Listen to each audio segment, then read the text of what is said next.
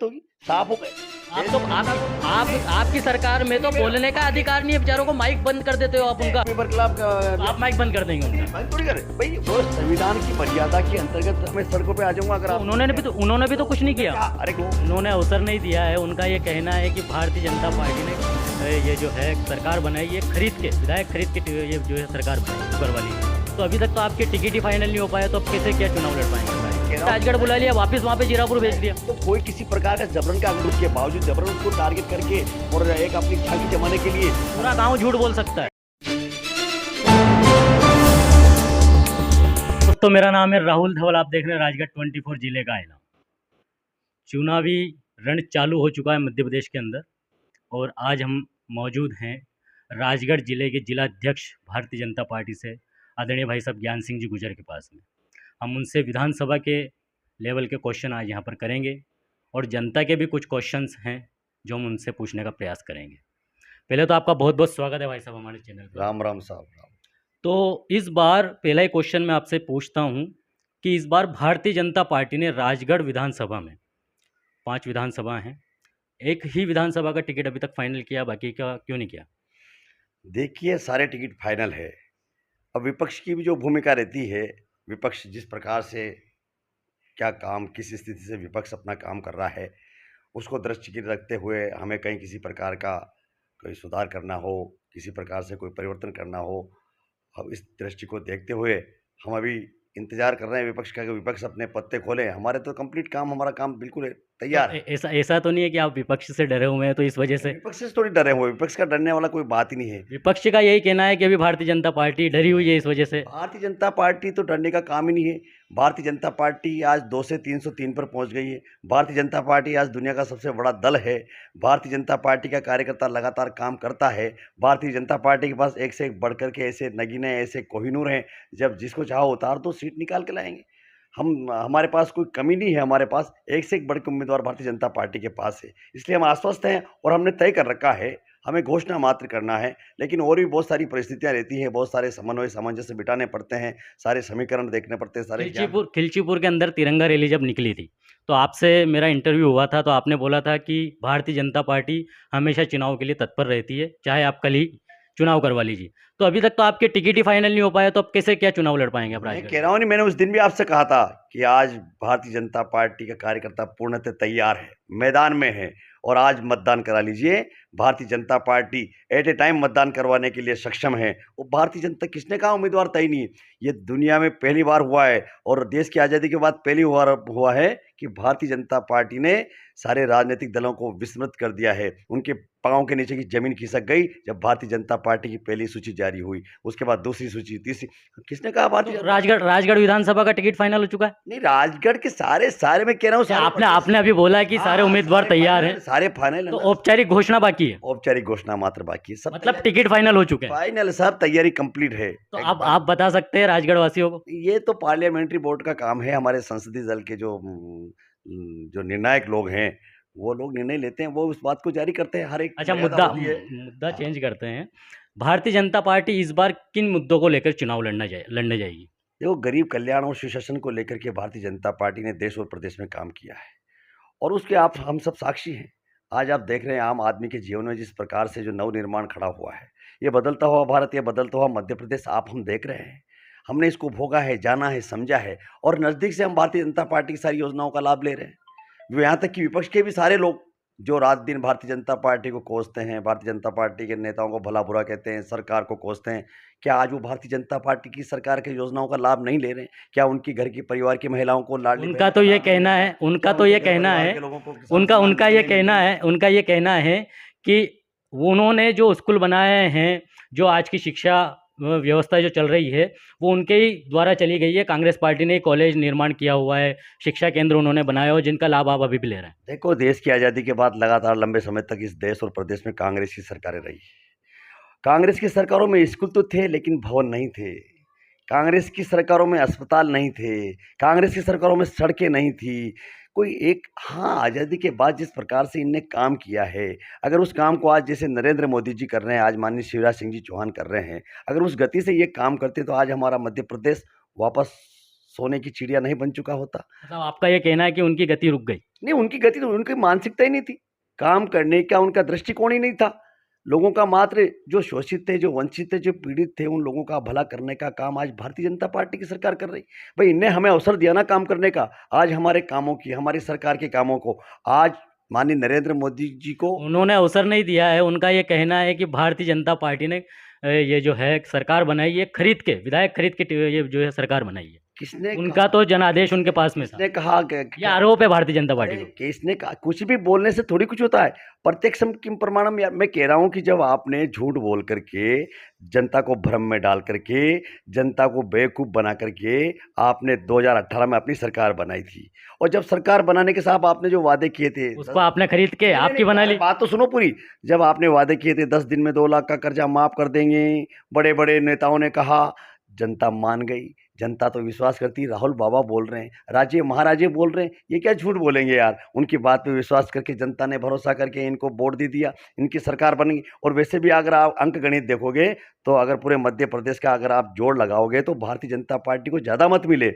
हाँ, दुर्भाग्य से हमारी 5-7 सीटें कम आई, लेकिन फिर भी ज़्यादा मत भारतीय जनता पार्टी की झोली में आए थे। अरे इन्हें झूठ बोल करके जो सरकार बनाई थी, इनके आपसी कलह से, इनके अपने भ्रष्टाचार से, इधर इनने जैसे सरकार बनी तो ये रंगरेलियां मनाने लग गए, आईफा जैसे कार्यक्रम करके हसीनाओं के साथ खिलवाड़ करने लग गए। ये क्या साधारण बात है?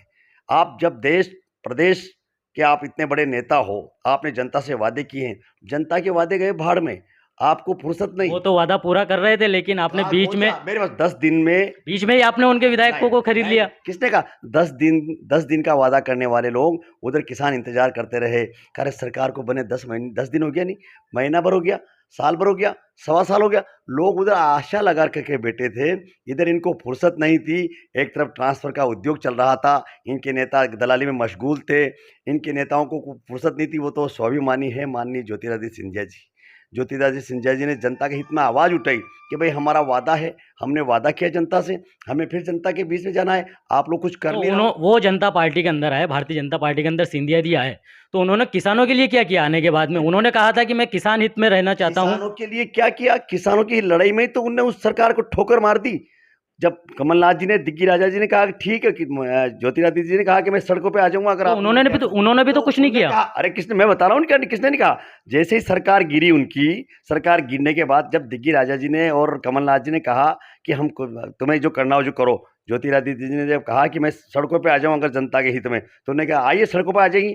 तो जब माननीय ज्योतिरादित्य सिंधिया जी जब सड़कों पे आया, तो उनकी सरकार गिर गई। और सरकार गिरने के बाद जब भारतीय जनता पार्टी के साथ वो खड़े हुए, भारतीय जनता पार्टी की सरकार बनी। और भारतीय जनता पार्टी की सरकार बनने के बाद सबसे पहला काम ही किसानों के खाते में बीमा डालने का किया। तो वो तो पहले से ही चल रहा था। पहले से, जब इनने 2200 करोड़ की किस्त जमा नहीं करी, किसानों को बीमा की जो प्रीमियम इनको जमा करनी थी मध्य प्रदेश सरकार को, ये सत्ता प्राप्ति में इतने मशगूल हो गए थे, इतने मदहोश हो गए थे, इन्हें किसानों को बिल्कुल भूल गए थे। तो जब भारतीय जनता पार्टी के लोकप्रिय मुख्यमंत्री माननीय शिवराज सिंह जी चौहान ने वापस किसानों की वो प्रीमियम जमा करी, तब किसानों को जाकर के 2900 करोड़ का बीमा मिला किसानों के लिए। जब शिवराज सिंह जी ने वापस चौथी बार सरकार में मुख्यमंत्री बने, 4000 रुपये महीने किसान के खाते में डालना शुरू किया। ये कोई साधारण बात है? 4000 रुपया, 4,000 साल का किसान के खाते में डालना। 6,000 रुपये माननीय नरेंद्र मोदी जी डाल रहे हैं, 4,000 माननीय शिवराज सिंह जी चौहान डाल रहे हैं, 10,000 का पूरा अंक गणित बैठ रहा है। फिर बाद में भी लाडली बहना योजना लाडली बहना योजना अभी प्रेजेंट में जब विधानसभा चुनाव आने वाले थे, चुनाव के माहौल में ही भारतीय जनता पार्टी को क्यों याद है? किसने कहा चुनाव के माहौल में? भारतीय जनता पार्टी चुनाव 18 साल से आपकी सरकार है, मैं बता रहा हूँ। पहले क्यों नहीं किया आपने? मैं बता रहा हूँ। आपको पता होगा, भारतीय जनता पार्टी की सरकार बनते सबसे पहले जननी सुरक्षा योजना लागू करी थी। वो क्या पुरुषों के लिए थी? क्या महिलाओं के लिए जननी सुरक्षा योजना लागू करी हमारी सरकार ने? और इसलिए करी थी कि साधन संसाधन की कमी के कारण, धन के अभाव में हमारी गांव की माँ बहन बेटियों का दर्दनाक मौत हो जाती थी। कोई गांव में मात्र एक दाई माँ हुआ करती थी, गांव में कोई साधन नहीं होते थे, कोई इलाज करने वाला नहीं होता था, अस्पताल पहुंचने से पहले वो माँ बहन बेटी वहीं खत्म हो जाती थी। माननीय मुख्यमंत्री जी ने कहा, मेरी बहनों चिंता मत करो, तुम्हारा भाई मुख्यमंत्री बना है। और भाई ने जननी सुरक्षा योजना लागू करके आप फ़ोन लगाओ, घर से गाड़ी गांव में लेने आएगी, गाड़ी लेके अस्पताल लाएगी, सरकारी अस्पताल में डिलीवरी करवाएगी। उसके बाद जच्चे बच्चे को सुरक्षित अपने घर पे छोड़ेगी लड्डू के पैसे दे करके। ये योजना किसने लागू करी? माननीय शिवराज सिंह चौहान ने लागू करी। उसके बाद बेटी बचाओ बेटी पढ़ाओ, बेटी को बोझ समझा जाता था, बेटी को गर्भ में मार दिया जाता था, बेटी को पैदा ही नहीं होने देते थे। उस बेटी को सम्मान देने का काम हमारी सरकार ने कहा। बेटी बचाओ बेटी पढ़ाओ के बाद लाडली लक्ष्मी योजना लागू करी। मेरी बहनों, मेरी बेटियों को आने दो, मैं उनको गोद लेता हूँ, मैं उनका मामा बनता हूँ, उनकी सारी जिम्मेदारी मैं लेता हूँ। और भांजों की जिम्मेदारी किसके ऊपर? तो भांजों की पूरी जिम्मेदारी लेना। भांजियों की जिम्मेदारी उठा रखी है मामा श्री ने। तो भांजों की भी लेना। फिर जब बेटा बेटी स्कूल भांजों के लिए क्या किया? भांजों के लिए उनको भी साइकिल दे रहे हैं, उनको भी किताबें दे रहे हैं, उनको भी ड्रेस दे रहे हैं, उनको भी छात्रवृत्ति दे रहे हैं। रोजगार के लिए आज रोजगार के लिए मेरी बात सुनो, रोजगार के इतने अवसर पैदा किए हैं कि आज चाहे केंद्र सरकार, आज राजगढ़ जिले के अंदर हर नवयुवक बेरोजगार है, शिक्षित बेरोजगार है, उनके लिए क्या किया? राजगढ़ जिले में रोजगार के जितने अवसर पैदा किए हैं, देश के इतिहास में आप नजर उठा करके देख लो। 60 साल कांग्रेस की राज रहा और 10 साल तो माननीय दिग्गी राजा जी की राज रहा, जिनने इस जिले को अपना जिला बताया, लोगों के कंधे पे हाथ मेल रख करके थपथपा करके उनको बड़ा अपनापन दिखाते थे। उनने जो धोखा इस जिले के साथ किया है, ठीक है, उसके विपरीत देखो आप। एक तरफ तो दिग्गी राजा जी राजगढ़ को अपना जिला बताते थे, दूसरी तरफ जब शिवराज सिंह जी मुख्यमंत्री बने, यहाँ से विदिशा के वो हैं, फिर भी इस राजगढ़ जिले का ध्यान रख करके कुंडालिया डैम, मोहनपुरा डैम, छोटी मोटी परियोजनाएं, आज यहाँ मेडिकल कॉलेज, आज कौन सा काम नहीं हो, आज रेलवे लाइन का काम, कितना कितना निर्माण आज राजगढ़ जिले में। मोहनपुरा डैम की आप बात कर रहे हैं, मोहनपुरा डैम की पाइपलाइन हमने देखी है किस प्रकार वो काम कर रही थी, हमारी पूरी टीम को पता है। छापीहेड़ा और जीरापुर के बीच में, मोहन और जाड़मऊ के बीच में वो गांव पड़ता है, वहाँ पे मोहनपुरा की जो डैम की पाइपलाइन जा रही थी वो तो ब्रेकेज हो चुकी है। ऐसा तो आपकी पार्टी के अंदर जो निर्माण हुआ वो निर्माण तो हमको यहाँ पे दिख रहा है। देखिए, पार्टी काम नहीं करती है, न सरकार काम करती है। आपने जिसको ठेका दिया था, हमने थोड़ी ठेका दिया, कंपटीशन में आता है। आज ठेका की जो व्यवस्था होती है, परंपरा होती है, जो पद्धति होती है, उसमें टेंडर तो आप ही पास करते हैं ना। किसने कहा हम पास करते हैं? वो तो कंपटीशन में आते हैं ना। कोई सरकार थोड़ी पास करती है, सिस्टम पास। जैसे न्यायपालिका, कार्यपालिका, व्यवस्थापिका है, तो व्यवस्थापिका अपना काम करती है, उसके बाद कार्यपालिका अपना काम करती है। जब कार्यपालिका के सिस्टम में जो होता है, वो टेंडर आमंत्रित करते हैं, टेंडर के बाद जिसका जो रेट होती है उसके आधार पर निर्धारण होता है कि किसका टेंडर पास हुआ। उसमें हम नेता कहाँ से आ गए भाई? उसमें वो तो प्रशासन काम करता है, प्रशासन का काम है। जो प्रशासन ने, अगर प्रशासन के ऊपर भी तो आपका अंकुश होना चाहिए। अंकुश है, अगर कोई आपकी जानकारी में आता है तो आप बताइए, उसको ब्लैक लिस्ट करवाएंगे। अगर ठेकेदार गलत काम कर रहा है तो संबंधित अधिकारी के खिलाफ उसको दंडित करवाने का काम करेंगे, उसके खिलाफ आप करवाएंगे इस पे? बिल्कुल प्रमाणिकता के साथ करवाएंगे। आप भी तो प्रमाण दीजिए, चाहे कितना बड़ा अधिकारी हो, उसको माफ नहीं किया जाएगा। वीडियो डाला हुआ है राजगढ़ 24 पर, प्रमाण दीजिए आप। वीडियो वाली बात आप जो भी बताएंगे, अगर कितना ही सक्षम अधिकारी हो, अगर उसने कहीं ना कहीं गलती की है तो उसकी सजा, उसको कानून अपना काम करेगा। अच्छा, जीरापुर स्वास्थ्य विभाग के बारे में आप क्या कहना चाहेंगे? जीरापुर स्वास्थ्य विभाग हो, राजगढ़ स्वास्थ्य विभाग हो, ब्यावरा हो, पूरे जिले में जीरापुर स्वास्थ्य विभाग के अंदर ये कंडीशनें हैं कि वहां पे जीवित व्यक्ति को मृत घोषित कर दिया जाता है। ऐसे डॉक्टर हैं आपके जीरापुर स्वास्थ्य विभाग के अंदर, क्या कहना चाहेंगे आप? नहीं, कब कर दिया? किया है, मेरे पास में प्रूफ है, निर्माण में आपको बता दूंगा। कब कर दिया? प्रूफ बता दूंगा ना आपको मैं। बताओ ना, कौन सी तारीख को हुआ? कौन सी तारीख को जीवित आदमी को बिजली से भंडावत ग्राम का एक बच्चा था। 3 साल पुरानी बात आप लेकर आज बता रहे। तो आपने उस पर कार्रवाई तो करवाई नहीं अभी तक। इतने उदारवादी पत्रकार हो क्या कि आप 2 साल पुराने, 3 साल? मैं इतना बड़ा पत्रकार भी नहीं हूँ। मैं परोलिया के अंदर में गया हुआ था, ब्राह्मण खेड़ा के अंदर भी मैं गया हुआ था। जी देखिए, आप मेरे बात सुनो। आज का जमाना सोशल मीडिया का है, इंफॉर्मेशन टेक्नोलॉजी का युग है। 1 मिनट में पूरे संसार में सारी बात फैल जाती है। उसके खिलाफ तो काफी आवेदन भी हुए हैं, तो उसके खिलाफ दंडित कार्रवाई की गई। कहाँ हुई? किसने कहा? 3 दिन के लिए हुई बस। 3 दिन के लिए आपने उनको यहाँ पे राजगढ़ बुला लिया, वापस वहाँ पे जीरापुर भेज दिया। तो कोई किसी प्रकार का जबरन का अगर कोई बवंडर खड़ा करता है, उसने जो अपने स्तर की कार्रवाई उसने बताई, उसके बावजूद जबरन उसको टारगेट करके और एक अपनी झांकी जमाने के लिए पूरा गांव झूठ बोल सकता है। पूरा गांव झूठ नहीं बोल सकता। जिस प्रकार से मिसअंडरस्टैंडिंग हुई है, किसी चीज को समझे बिना आपने उसको गलत तरीके से उसका बिहेव गलत कर दिया आपने, तो पूरा गांव बोल रहा है। सर, मैं थोड़ी ना बोल रहा हूँ। क्षेत्र का हूँ ना मैं, सबसे ज्यादा प्रिय गांव मेरा भंडावती है। ब्राह्मण खेड़ा में, परोलिया में, भंडावत में सारे कार्यकर्ता हमारे हैं। पर जिस बात को आप उठा रहे हैं उसको हम लड़े उसको तो बात जमा, वो सब काम ही रफे दफे हो गया। उसके बाद तो अब वो लोग पेशियों पर चल रहे हैं। अभी उनको अभी आज निर्वाचन आयोग ने अभी सारे लोगों की अभी जमानत के लिए उनको 107, 17, 16 कार्रवाई करने के लिए उनको अभी बुलाया था। ये तो बहुत पुराना मामला हो चुका ना। कोई अभी ताजा बात बताइए आप। ताजा बात, ताजा मुद्दे, ताजा जो गलती हुई, उस गलती को अपन उसको दंडित कर चुके हैं। उसके अच्छा, सारी आप कार्रवाई दंडित कर चुके हाँ, हैं, सारी भाई साहब का कार्रवाई कहना है वो दंडित कर चुके हैं। सिस्टम कर चुका है, प्रशासन कर चुका, प्रशासन ने अपना काम किया है। अगर डॉक्टर गलत है, अगर कोई व्यवस्था गलत है, तो उसको सुधारने वाले बैठे हैं ना। यहाँ भी सक्षम अधिकारी है, जो आप भी कह सकते हैं, हम भी कह सकते हैं। तो मैं तो कह रहा हूँ आपसे, जनप्रतिनिधि हो या पत्रकार हो, उनका काम यही कि कोई अगर गलती हो रही तो प्रशासन के ध्यान में लाए। काम तो प्रशासन करता है। मैं जीरापुर स्वास्थ्य विभाग की एक ताजा रिपोर्ट निकाल के लाऊंगा और वो आपके माध्यम से मैं कहना आप चाहता हूँ। तो जीरापुर की क्या, राजगढ़ की क्या, जहाँ की भी हो वहाँ की बताइए। आपको बिल्कुल आपके साथ नाइंसाफी नहीं होगी। आप जो काम बताओगे उसमें इंसाफ मिलेगा, उसमें कड़ी कार्रवाई, कड़ी से कड़ी कार्रवाई होगी, सख्त कार्रवाई होगी। आप भरोसा रखिए। अब राजगढ़ विधानसभा में किसको आप टिकट देने जा रहे हैं, कुछ बता सकते हैं? मैंने कहा ना, ये पार्लियामेंट्री बोर्ड का काम है, हमारे वरिष्ठ नेतृत्व का काम है। उनसे कब तक हो सकता है? कल हो जाए, आज रात में हो जाए। अभी 28 दिन बाकी हैं। नहीं, 28 और 5 दिन वाली बात नहीं है, बात होती है सिस्टम की। यहाँ पूरे प्रदेश को, और पूरे प्रदेश के साथ साथ 5 राज्यों में चुनाव होने जा रहे हैं। 5 राज्यों को लेकर के आज हमारा पूरा नेतृत्व लगा हुआ है। अगर वो स्टेप बाय स्टेप जहाँ का भी निर्णय कर रहे हैं, मान लो राजगढ़ का निर्णय और ब्यावरा का, नरसिंहगढ़ का, सारंगपुर के सारे निर्णय उन्हें रख रखे। कब उनको वो सूचियाँ जारी करनी है, उनके विवेक के ऊपर निर्भर करता है या उनकी व्यवस्था के ऊपर निर्भर करता है। हम हमारे तरफ से हम सुझाव दे चुके हैं। हमारी जो हमसे पूछा गया वो हम बात बता चुके हैं। जिस प्रकार की यहाँ की ज्योग्राफी है, उससे हमने वरिष्ठ नेतृत्व को अवगत कराया है। और थोड़ा तो आक्रोश आपके अंदर भी होगा, क्योंकि विधानसभा दौर के अंदर तो आप भी थे। नहीं, मेरे को काहे को आक्रोश, मैं पार्टी का अध्यक्ष हूँ। पार्टी के आप अध्यक्ष हैं, लेकिन विधानसभा दौर में तो थे। देखो, नहीं, मैं विधानसभा की दौर के अंदर आप थे। सपना नहीं देखा मैंने कभी। मैं सपना काम देखा करता हूँ। आपने। नहीं, मैं काम करता हूँ। देखो, मैं, पार्टी ने मुझे जिलाध्यक्ष बनाया, मैं कैसे टिकट मांगूंगा साहब? हाँ, पार्टी अगर टिकट मुझे देती तो मैं चुनाव लड़ने का बिल्कुल आज भी इच्छुक हूँ, पहले भी था, आगे भी रहूंगा। हर आदमी की इच्छा होती है एमएलए सांसद बनने की, किसकी नहीं होती है? मतलब आपकी इच्छा है अभी भी? मेरी कोई इच्छा नहीं, मैं कोई अलग हूँ क्या? तो थोड़ा सा आक्रोश तो होगा आपके अंदर भी कि मेरे को टिकट क्यों नहीं दिया? वो हमारे गुरु हैं, हमारे सबसे सीनियर नेता हैं, सबसे सुलझे हुए नेता है, बहुत सूझबूझ वाले नेता हैं, बहुत क्षमता उनके अंदर कूट कूट के भरी पड़ी है। माननीय हजारी लाल जी जैसा नेतृत्व आपको कहीं मिलेगा नहीं। ये हमारा सौभाग्य है कि हमारी पार्टी में ऐसे कद्दावर नेता हमारे पास है, और जिनके पास लंबा अनुभव है, और जो पूरी ज्योग्राफी से वाकिफ है, और उस हिसाब से काम करते हैं। सबका साथ, सबका विकास, सबका विश्वास, सबका प्रयास के भाव को जो माननीय नरेंद्र मोदी जी ने बताया है, वो उनके अंदर समाया हुआ है। कभी उनने किसी के साथ पक्षपात, भेदभाव नहीं किया, कभी किसी प्रकार का छल छलावा उनने नहीं किया। खुली किताब है। माननीय हजारी लाल जी दांगी जो है स्पष्ट है, खुले हैं, और ऐसे व्यक्ति को हमें चुनाव जिताने का अवसर दिया है, तो बिल्कुल हमारे क्षेत्र की जनता उनके प्रति पूरी तरह तैयार है, समर्पित है, और प्रचंड बहुमत से माननीय हजारी मार साहब। अच्छा, कांग्रेस पार्टी ने उनका वचन पत्र अभी घोषित किया है, उसके बारे में आप क्या कहना चाहेंगे? यही तो है, कांग्रेस के लोग बड़ी मीठे बातें करते हैं, शब्द ढूंढ के लाए वचन पत्र। जैसे कोई त्रेता में भगवान रामचंद्र, और उस समय जब बातें होती थी, मैं वचन देता हूँ, इनके वचन में तो खोखलापन है।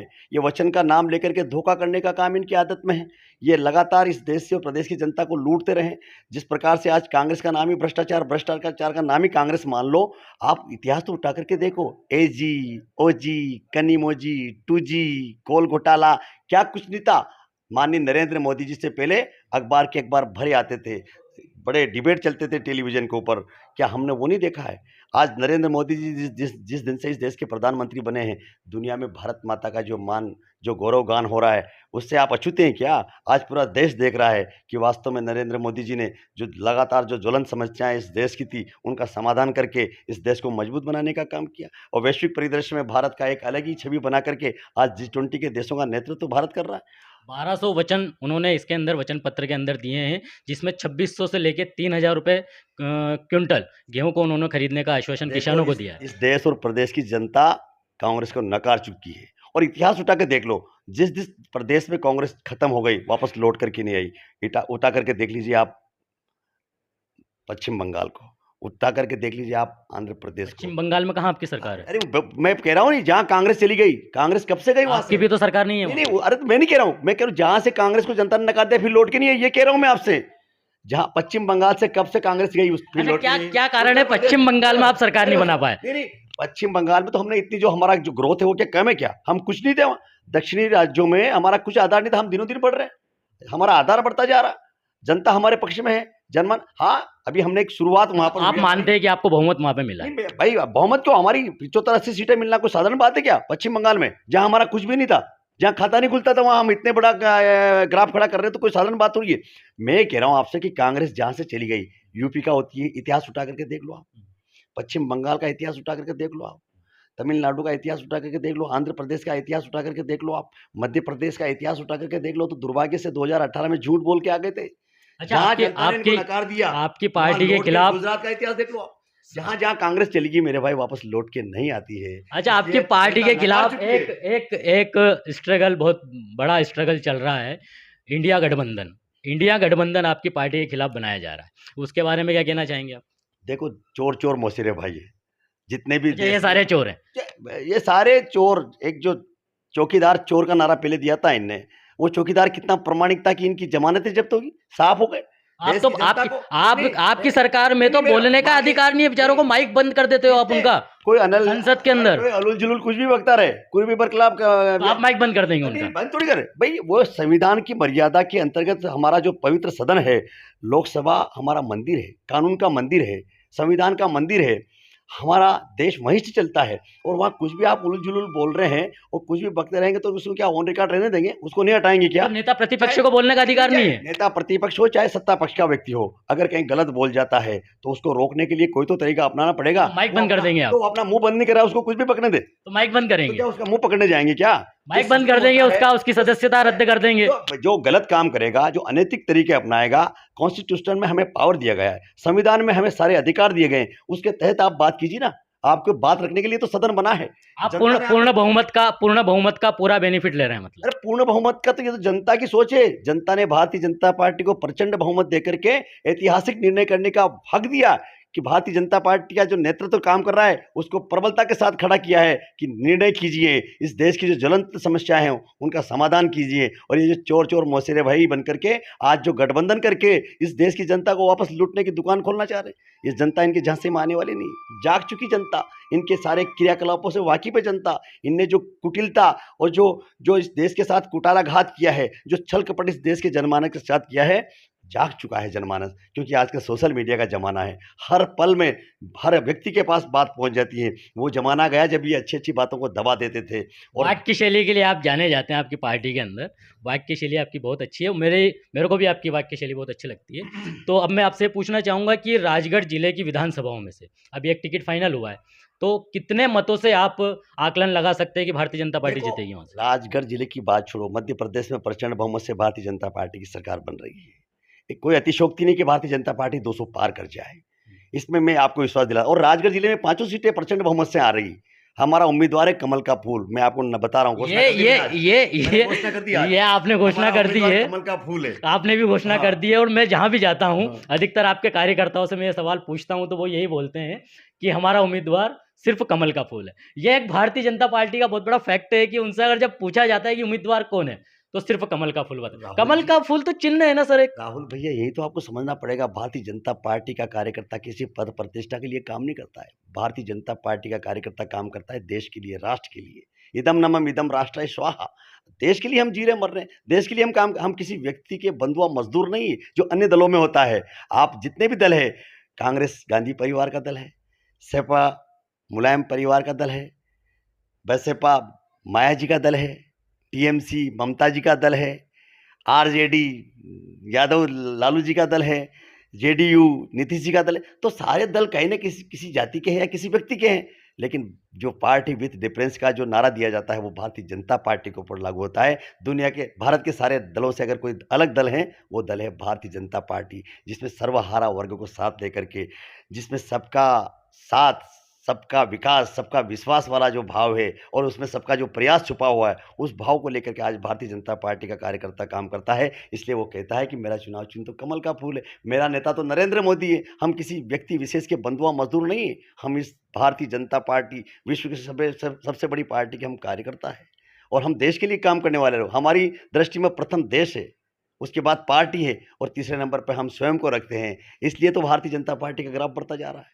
इसको समझने की अच्छा, कोशिश करो आप। एक क्वेश्चन और है मेरा कि बेरोजगारों के लिए आपकी सरकार ने जो योजनाएं लॉन्च की थी उसका कितना बेनिफिट बेरोजगारों को मिला है, ये तो आप भी जानते हैं और हम भी जानते हैं। तो आने वाली ये जो, अगर आप विधानसभा जीतते हैं, अगर आपकी सरकार बनती है, तो बेरोजगारों के लिए आप क्या करेंगे? देखो, हमारी सरकार और हमारे नेतृत्व ने हमेशा पंख लगाने का काम किया है। हम चाहते हैं कि हमारे युवा आगे आए, आत्मनिर्भर बने, स्वावलंबी बने और वो काम करें। हम किसी को खैरात में दे करके उसका जो भविष्य, उसकी जो प्रतिभा, उसका दमन करना नहीं चाहते हैं। विपक्षी दलों के द्वारा जिस प्रकार का वादा किया गया था कि हम एक ही कॉलेज में से 1000 पटवारी के पद नियुक्त होना, ये सही है? कहाँ तक आपको सही लगता है? ये अगर कोई विसंगति ध्यान में आई तो तत्काल उसको रोकने का काम हमारे नेतृत्व ने किया है। अगर हम गलत होते तो उसको बढ़ावा देकर उस काम को कर देते ना हम। अगर कहीं गलती, देखो फैक्ट्री में कोई कपड़ा, ये व्यापम दोहरा रहे हैं आप। नहीं, किसने कहा व्यापम में कोई गलत नहीं। ये तो विपक्ष के पास कोई मुद्दा है नहीं, ले दे के इस प्रकार के मुद्दे निकाल करके लाती। भाई तुम्हारे भ्रष्टाचार जग जाहिर है, हजारों करोड़ के, लाखों करोड़ के भ्रष्टाचार कांग्रेस ने। कोल घोटाला कितने हजार करोड़ का था, 2G स्पेक्ट्रम घोटाला कितने हजार करोड़ का था। और ये और तो और जो यार एशियाड के जो खेल जो दुनिया में जिनको लेकर के आज मतलब कॉमनवेल्थ का जो काम था, जो उसको इनने इस प्रकार से लूटा जैसे कोई अपने बाप बूढ़ों की संपत्ति हो। भाई सारा आप क्या कर रहे थे भाई? ये देश, अच्छा ये साधन संसाधन जब कांग्रेस की सरकारें थी तब भी थे। ये आज ही नए साधन संसाधन थोड़ी पैदा हो गए जो नरेंद्र मोदी जी ने गरीबों का भला कर दिया। ये तुम्हारा आवास बनाओ, ये गैस चूल्हा लो, ये फ्री में राशन लो, फ्री में वैक्सीन लगवाओ। ये सम्मान कर रहे हैं, वो लोगों की सेवा कर रहे हैं। गरीब कल्याण और सुशासन इसे तो कहते हैं कि हमने वो जो शोषित थे, जो उपेक्षित थे, जो वंचित थे, जो पीड़ित थे, उनका भला करने का काम भारतीय जनता पार्टी की सरकार ने किया है। उनका जो घोषणा पत्र है उनके अंदर भी यही बातें हैं। 1500 रुपए वो बहनों को दे रहे हैं, 500 रुपए में गैस सिलेंडर वो दे रहे हैं, 2600 से 3000 रुपए वो गेहूं खरीदने का बोल रहे हैं। अरे हमने तो इनके राज में 5 रुपए किलो गेहूं थे। 2003 से पहले का मध्य प्रदेश तो देखो, लाल गेहूं मंगा करके इस मध्य प्रदेश की जनता को खिलाने का काम कांग्रेस के लोगों ने किया था, जिसकी रोटी कुत्ता बिल्ली नहीं खाते थे। शिवराज जी ने कहा ऐसा नहीं होगा, मेरे मध्य प्रदेश के किसानों के द्वारा पैदा किया हुआ गेहूं खरीदूंगा और वो गेहूं खरीद के ही मैं इनको खिलाऊंगा, ऊंचे भाव पर गेहूं खरीद के, और फ्री में या रुपए किलो में देने का काम भारतीय जनता पार्टी की सरकार ने किया। ये ढोंग डको इसलिए करते हैं, वचन पत्र का नाम लेते हैं। ये वचन पत्र क्या है? झूठ पत्र, झूठ, एक एक बात झूठ है। और प्रदेश की जनता जानती है, देश की जनता जानती है कि कांग्रेस ने कितना छलावा लोगों के साथ किया है। इनके धोखे में, इनके विश्वास में आने वाली नहीं जनता, अब इनको नकार चुकी है, इनको देख चुकी है। कोई आदमी एक बार झूठ में आ सकता है, 2 बार झूठ में आ सकता है, तीसरी बार बार बार थोड़ी वो उसके चक्कर में आएगा। उनने देख लिया इनकी खोखली बातें हैं, ये कुछ करते नहीं, मात्र बेवकूफ बनाते हैं, बरगलाते हैं, लोगों को मूर्ख बना के रखना चाहते हैं। अब इस देश की जनता इनके झांसे में आने वाली नहीं, इस प्रदेश की जनता इनके झांसे में आने वाली नहीं। सब जाग चुके हैं और हमारी सरकार कर रही ना। हम तो भाई 5 रुपए किलो का गेहूं को हमने 21 रुपया, 21 तक पहुंचा दिया, आगे और हम बढ़ाते जा रहे। वो 2600 से 3000 रुपये बोल रहे हैं। अरे भैया तो उनकी अगर सरकार आती है, आज सरकार कहां से आएगी? जब तुम थे तब कुछ किया नहीं, अब कह रहे हम तो ये कर देंगे साहब। वाह रे, गजब दोगली नीति तुम्हारी। तुम्हारे पास सत्ताएं थी, सारे पावर तुम्हारे पास थे, जब तो तुम्हें फुर्सत नहीं मिली। और उनका ये कहना है कि वो लॉन्च करने वाले थे सारी स्कीमें, लेकिन आपने उनकी सरकार गिरा दी। हमने कहां से गिरी? तुम्हारे कर्मों से। गांव में कहावत नहीं, गरीब के हाथ से पत्थर फूट जाता है। गरीबों की करोड़ों करोड़ गरीबों की जो बद्दुआएं इनको लगी ना, उस बद्दुआ से सरकार गिरी। न सरकार बीजेपी ने गिराई, न सरकार ज्योतिरादित्य जी ने गिराई। ये तो एक माध्यम थे। भगवान किसी भी काम को करने के लिए माध्यम बनाता है। ईश्वर ने इन गरीबों के हाय सुनी और उनकी हाय से कांग्रेस की सरकार गिरी, और उनके आशीर्वाद से वापस शिवराज जी की सरकार बनी। फिर से गरीबों का भला होना चालू हो गया। इनने तो शिवराज जी की योजना तक बंद कर दी थी। नई योजना तो लागू करना दूर की बात है। अरे इतनी महत्वपूर्ण योजना लाडली लक्ष्मी इनने बंद कर दी थी। ये कह रहे कि हम बेटियों का भला, अरे बेटियों का भला कैसा होता तुम जानते ही नहीं हो। तुमने ऐसी योजनाएं बंद करी, मुख्यमंत्री कन्यादान योजना बंद कर दी, तीर्थ दर्शन योजना। हमारे बड़े बूढ़ों की इच्छा होती है कि हम कहीं दर्शन चाहे, हमारे बेटा बेटी सक्षम नहीं करा सकते, तो सरकार ने कहा हम कराएंगे। अगर तुम्हारा परिवार मध्यम है, अगर तुम दूर नहीं जा सकते हो, केदार जी नहीं जा सकते हो, तो उनके बेटों को सक्षम कीजिए ना आपकी सरकार से बोल के। तो कर रहे ना। हमको रोजगार क्यों नहीं दे पा रही है सरकार? रोजगार के भी अवसर दे रहे हैं, पर फिर भी बहुत सारे बेटा 5-5 साल में, 3-3 साल में एक बार वैकेंसियां निकलती है मध्य प्रदेश के अंदर। राजगढ़ जिले के कुछ लोग उससे लाभान्वित होते हैं। तो ये कब तक चलेगा? मतलब आप पैसे देके कब तक रोजगार को छुपा के रखेंगे? लाखों युवाओं को नौकरी से लगाने का काम हमारी सरकार ने किया है। समय समय पर माननीय नरेंद्र मोदी जी ने स्वयं पूरा ओपन मीडिया के सामने आकर के उनको नियुक्ति पत्र दिए। किसने? हमारे तो प्रमाण सहित बात कर रहे हैं। हम तो लाडली बहनों के खाते भी डाल रहे हैं, तो बोल के डाल रहे हैं, ये इतने डाल दिए मेरी बहनों। हम तो अगर सम्मान निधि डाल रहे हैं तो 1500 रुपए तो वो भी डालने का बोल रहे हैं, आप 1250 रुपए डाल रहे हैं। कहां से डाल? जब उनके पास कुछ है ही नहीं। कुछ भी कह दो आप कह दो कि मैं तो अभी हवाई जहाज से जा रहा हूं, अब यहाँ से भोपाल जाने के तुम्हारे पास किराए के पैसे नहीं कह रहे, मैं तो दिल्ली जा रहा हूँ हवाई जहाज से भोपाल से। मेरे पास तो है, मैं चला जाऊंगा। बात कह रहा हूं मैं, अगर है ही नहीं और आप कह दो मैं, तो तुम्हारे पास कुछ है तो नहीं कुछ भी, और तुम झूठे सपने लोगों को दिखा रहे हो भाई। तो हम तो कर रहे हैं ना, 1250 हम डाल रहे हैं। आज तक इतिहास में देख लो, कांग्रेस की कौन सी सरकार ने किसके खाते में पैसे डाले, मुझे बताओ ना। 100 रुपए किसी के खाते में डाले क्या इनने? दिग्गी राजा जी मुख्यमंत्री थे 10 साल, कितने गरीबों का भला किया बता दो ना मुझे। आज 15 महीने की सरकार में कितने लोगों का इनने कर्ज माफ किया था, झूठे प्रमाण पत्र दे करके बेवकूफ बनाया और किसानों पे कर्ज चढ़ गया। उनके विचारों का अल्टी पल्टी नहीं लगने से उनका पेनल्टी लग गई, उनका ब्याज बढ़ गया, वो अपना जमा करने में असक्षम हो गए। धन्य शिवराज सिंह जी चौहान को, जैसे सरकार बनी उनके ऊपर चढ़ी हुई रॉयल्टी और ब्याज को माफ कर दिया हमारी सरकार ने, उनके हिस्से का पैसा बैंक में जमा किया। 2200 करोड़ रुपए जमा किया, थोड़ी बहुत राशि नहीं, 2200 करोड़ रुपए का जो कर्ज किसान पे चढ़ा था वो भारतीय जनता पार्टी की सरकार ने जमा किया। बेवकूफ बनाते हैं लोग, झूठ बोलते हैं। भाई स्पष्ट प्रमाण है ना, हम तो वित्त प्रमाण बात करें, आप प्रमाण बताइए इनने किसका भला किया। हमारी सरकार ने तो आज गांव, गरीब किसान, महिलाओं को, बेटा बेटियों को 50,000 से 60,000 50,000 से 60,000 रुपए तक का किसानों का बिल कांग्रेस ने माफ किया है, ऐसा आपकी ही पार्टी के कार्यकर्ताओं का कहना है। कहा कुछ लोगों को झूठे प्रमाण पत्र दिए थे, बाद में उनसे रसूली के नोटिस मिले ना उनको। इनने उस समय मात्र क्योंकि लीला पीला हरा गुलाबी कच्चा पक्का रंग जो है ना वो फार्म भराने में लगे रहे। ये फार्म भरो, लीला भरोगे तो ये, पीला भरोगे तो ये, तो वो फार्म बनाने में लगे। वो फार्म फिर बाद में समोसे में काम में आए लोगों के, होटलों में देखे लोगों ने कि यार हमारे फार्म भरे थे। चलो किसी काम में तो आए, किसी चीज में तो आए। पोया जलेबी में और वो समोसे में काम में आए, वो कांग्रेस के द्वारा भरे हुए फार्म। और अभी जो लाडली के नारी सम्मान के जो फार्म भर रहे थे वो भी आपको थोड़े दिन बाद होटलों पे नजर आएंगे। अच्छा, आप सिखाते हुए चलो कुछ काम में तो आया फॉर्म। तो अभी आप प्रवास से आए हैं, आपने आपका अमूल्य समय मेरे को दिया, तो कैसा क्या चल रहा है जनसंपर्क? जबरदस्त जनमानस आंदोलित है, उद्दलित है, इंतजार कर रहा है उस घड़ी का, उस पल का जब कमल छाप बटन दबाने का उनको मौका मिले। बाग बाग है, लोग गदगद है।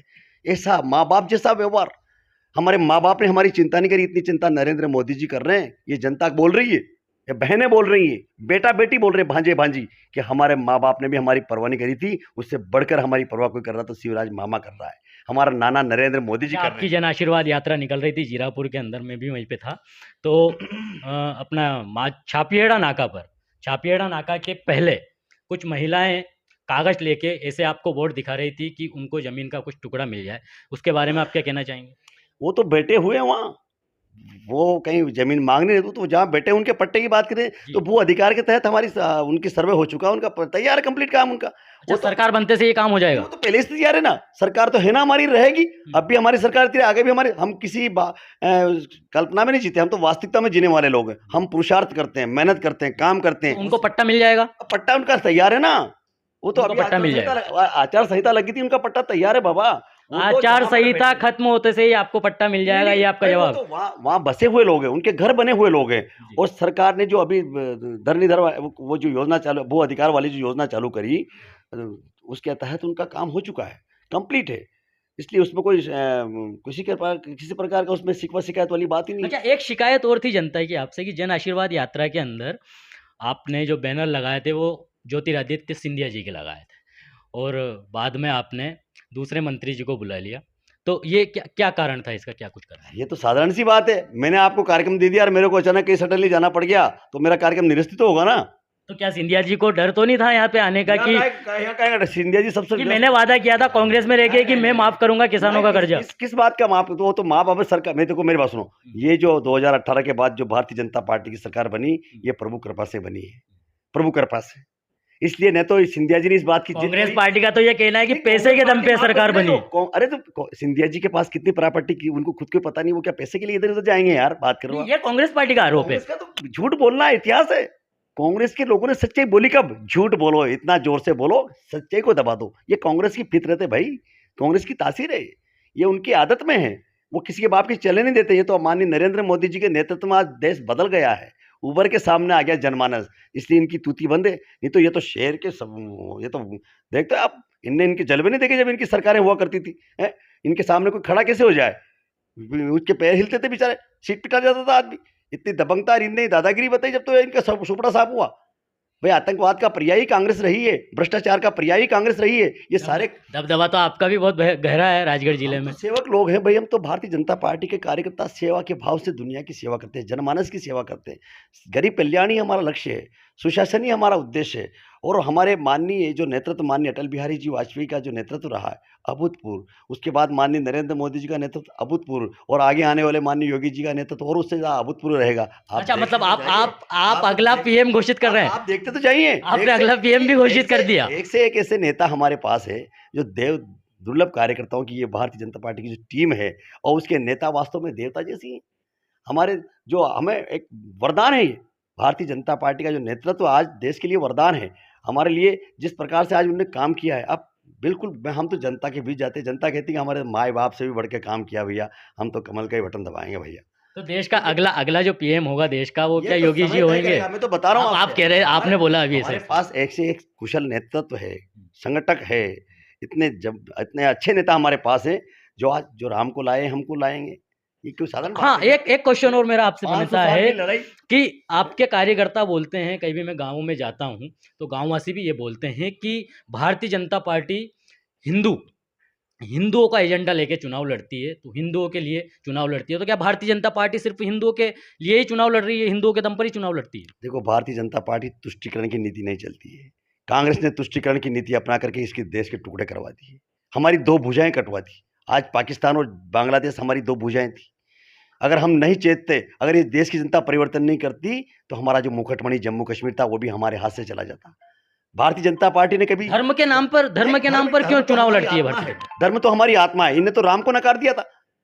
कांग्रेस के नेतृत्व ने हल्फनामा पेश किया था कोर्ट में कि राम नाम का कोई व्यक्ति इस देश में पैदा नहीं हुआ, सीता नाम की कोई औरत नहीं थी, ये तो काल्पनिक है। ये हिंदू धर्म का कम बड़ा की अपमानता है। किसी मोहम्मद साहब के बारे में बोल के बताए, तब जानू कहाँ इनमें दम है। हमारा जो संस्कार है और हमारा जो जिस प्रकार का हमारा सनातन का जो ताना बाना है, वो जिस प्रकार से आज देश और विश्व में काम कर रहा है, उसको इस तरह से प्रताड़ित करना, उसको इस तरह से दबाना, उस चीज़ को इस तरह से कमज़ोर करना, ये अच्छी बात है क्या? हमारे अगर मैं कहूँ कि मैं गर्व से कहूँ मैं हिंदू हूँ, तो मैं हूँ इसलिए कह रहा हूँ ना भाई, ये कौन सी गलत बात है? मैं हूँ। ये तो गलत बात नहीं है कि गर्व से कहें हिंदू। बस तो फिर जब इनने तुष्टिकरण अपनाया ना, इनने शाहबानों के प्रकरण को आपने अगर इतिहास पढ़ा हो आपने, तो एक एक चीज इनने भारत के टुकड़े करवाए। ये क्या था? ये तुष्टिकरण ही था। इनने बढ़ावा इनने दिया ना भाई। भारत के टुकड़े करने की क्या जरूरत पड़ गई थी? सत्ता की लालसा के खातिर, सत्ता लोलुपता के खातिर पंडित जवाहरलाल नेहरू जी ने इस देश के टुकड़े करवा दिए। ये सत्ता के लिए हुआ था। 75 में इंदिरा जी ने इमरजेंसी लगा दी। ये सत्ता लोलुपता ही तो थी, ये दमनकारी नीतियां थी जिनकी वजह से इस देश का विकास रुका है। इस देश के जनमानस को दबाने का काम किया है, इस देश की रीति नीति को, संस्कृति को नष्ट भ्रष्ट करने का काम किया है। सनातन के ऊपर लगातार इन्हें चोटें की। तो सनातनी क्या कमजोर है क्या? कायर है क्या?